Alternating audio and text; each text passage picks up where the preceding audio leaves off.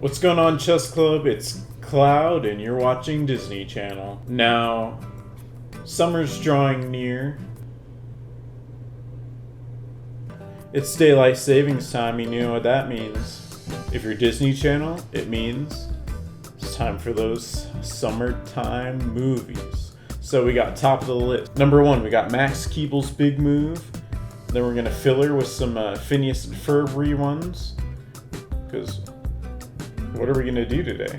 What do you do when you're watching TV and it's a commercial break? You browse the guide. So you're on Disney Channel and you're scrolling past all of Max Keeble's Big Moves, and then you see it. You see Sky High. Sky High. It's hot. It's Human Torch. Fantastic Four. Mr. Fantastic. It's the thing. It's clobbering time. It's showtime. Mr. Incredible. Mr. Fantastic. Mr. Incredible. Showtime. Fly Home Buddy. I Work Alone. But together, we'll watch this. And we'll have fun with it. You know, we'll do a little commentary. I'll share with you some of my favorite quotes, and we're gonna have a good time reliving the past, side by side by side.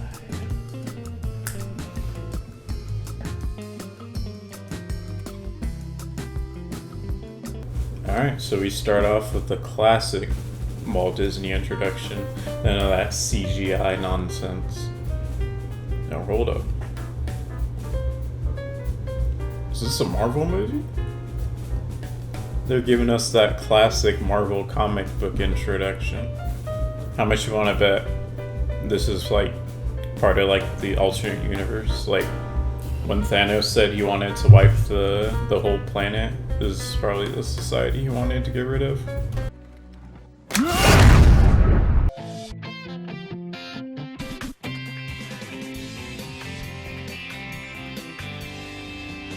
So we have our house number one. It's a 6-bedroom, 1-bath with a spacious lawn and plenty of room for your man cave.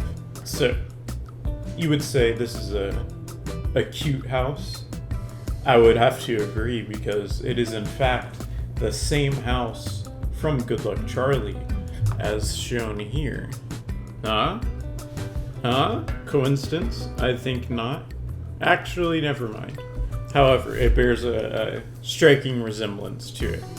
Now, every time any one of my family members over the age of 40 would walk by the television while we were watching Good Luck Charlie, they had to stop whatever they were doing and say, "That's a cute house." Now, they would do this even if they've already seen the house and they've seen us watching it 30 minutes ago. They still have to say it. So, either he's super weak and that's his superpower, or he's just a really good actor. So he's supposed to be great. He's supposed to be a freshman, and that looks like it's either 95 or 115 pounds. The fact that he struggles to even lift it raises a few questions. Now, I don't know about you, maybe I was just like a Chad growing up, but I could definitely lift the bar at minimum. And then for an actor to look his age, trying to play a child that is not able to lift the bar. I will say, when I first watched this though, I had no concept of weight, so this seemed believable to me. But now watching it, this is Star-Lord's dad. I guess this is the family he had in this little tragic backstory in Guardians of the Galaxy 2.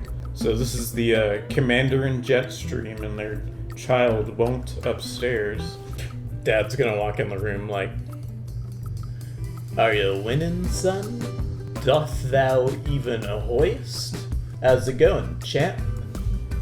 You know you're living in a nice neighborhood when you just leave your door ajar like that. His best friend comes over and her superpower is intense veganism. You hungry? I've got plenty of eggs, bacon. No thanks. You know how my mom can communicate with animals? Apparently they don't like being eaten. And it's a nice typical white family breakfast, you know, when they got orange juice glasses on the table. Star-spangled orange juice. He gets a phone call from the town mayor. Oh, there's trouble downtown. Oh. Thank you, Mayor. There's trouble downtown. Big trouble downtown. Then right before he leaves, he says this line. A lot of the kids at Sky High will only have one superhero parent, not two, so take it easy on them, huh? No showing off. That raises a question because earlier his friend told the commander that he didn't have his glasses on, as in his secret identity is being jeopardized. So if they're concerned about their identity, why would they be fraternizing with non-super? Wouldn't everyone have two super parents? That way they don't have to have anyone else involved. I think that would be better. I don't know. And then she's doing what everyone couldn't do during quarantine. Keep a plan alive. What was that robot's purpose? Is it just gonna stand around and like connect to all the printers in all the offices and like print out slightly ominous like notes or something? Come on. Everyone that's watching the news sees the commander pull out this eyeball. Just remember that. Then we have the stereotypical walk to school.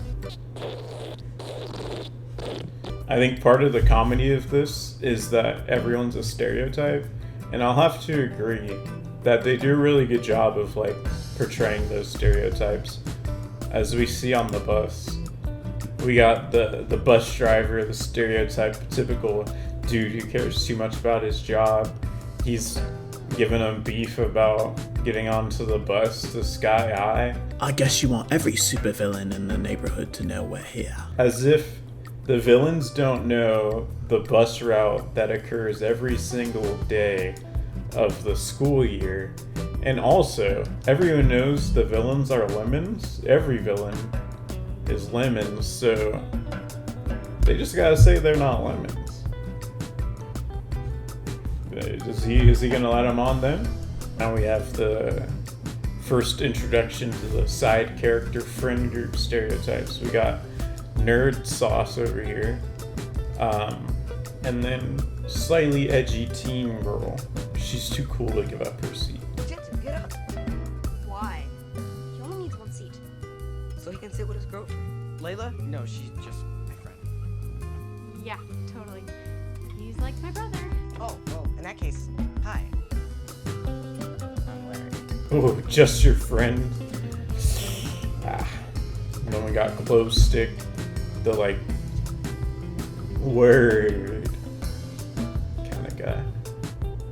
Me every time I need to use the restroom on the airplane.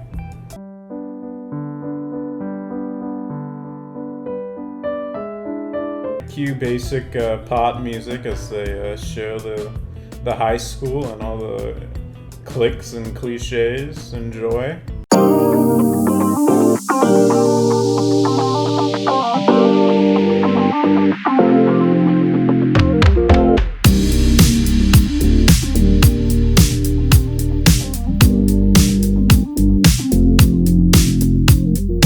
So, obviously, nobody condones this sort of behavior. They got what was coming to them.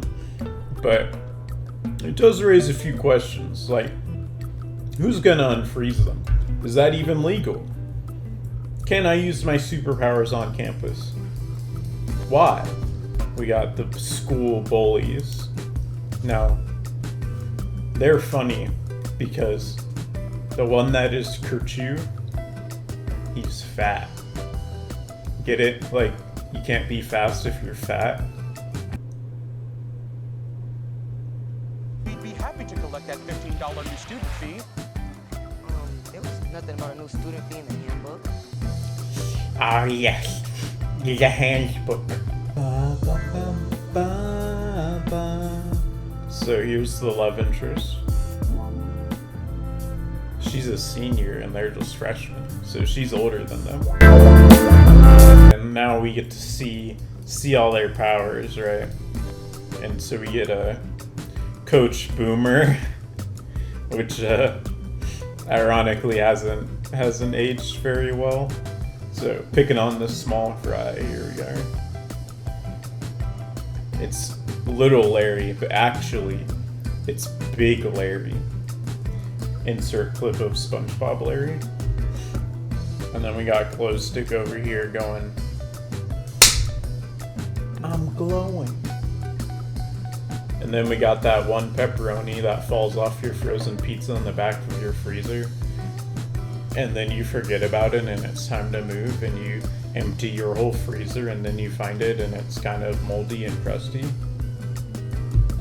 And then we got lives in some obscure redneck village in a trailer park ability. Mystique over here. Then we have also Mystique, but like power of water.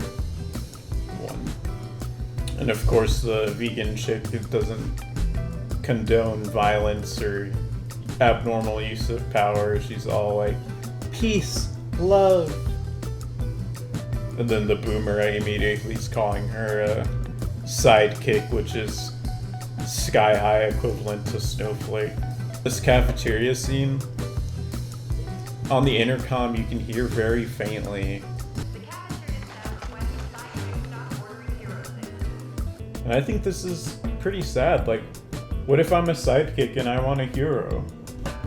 Like, I'm dying for some Greek food. Where's that Where's the tzatziki sauce? Where's the tzatziki sauce? Alright, and now we have edgy character number 2, but this time it's E-boy, garage rock band, skater lad. And then they run into her again, and she tells them about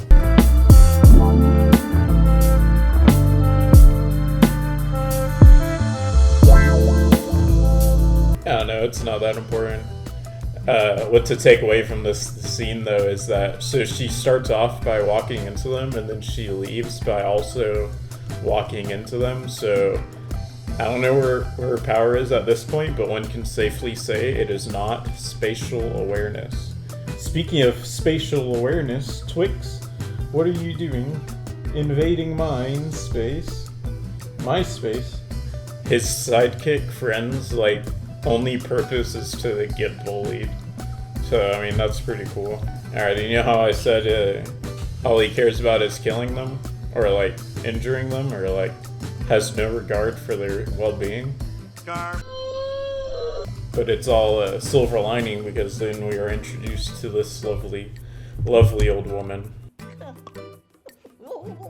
When you say you don't want spicy chicken nuggets, but the chef puts salt and pepper on them. But no, she does serve a plot device. She tells us why the superheroes don't intermingle with other superheroes, because But I will get them, right? Many sidekicks are the offspring of one super parent and one ordinary parent. But there are cases, rare yet not unheard of, where the child of two superpowered parents never acquires any. the undercover commander, he's undercover right now because he has his glasses on, he is putting on display the robot eye that everyone in the whole tri-state area knows that the commander, the superhero, took. So if a random civilian is supposed to enter his home and they see the big old eye on the table, how are they going to explain that? And then the civilian's going to be like, well, I mean, you kind of look like Commander, but you wear glasses, so I guess it's different. There's no way you could be him. But remember how the realtor on House Hunter said they had plenty of space for the man cave? Well, here it is. They do a healthy dose of foreshadow where he goes about pointing out all the victory weapons, and then the only one they actually show like a backstory for is this thing called the pacifier. The pacifier. So I wonder if that's an important plot device. what we really came down here for was possibly the best quote of all time. I say that about all the quotes, but Fighting crime together, side by side. By side. nice. And then we have this lovely scene where my man misses out on a chance to spit some game. So they're talking about when life gives you lemons, and this poor vegan is too sweet, so she produces an apple instead of a lemon, and he misses the opportunity to like lay down some thick, like sweet, like smooth, like pickup line. You know, like he could be like, "You're so sweet. That's why you can't make an apple," or I mean, that's why you can only make apples. I guess that's why I'm single. But I mean, like, what can you do? What was that? I gotta go.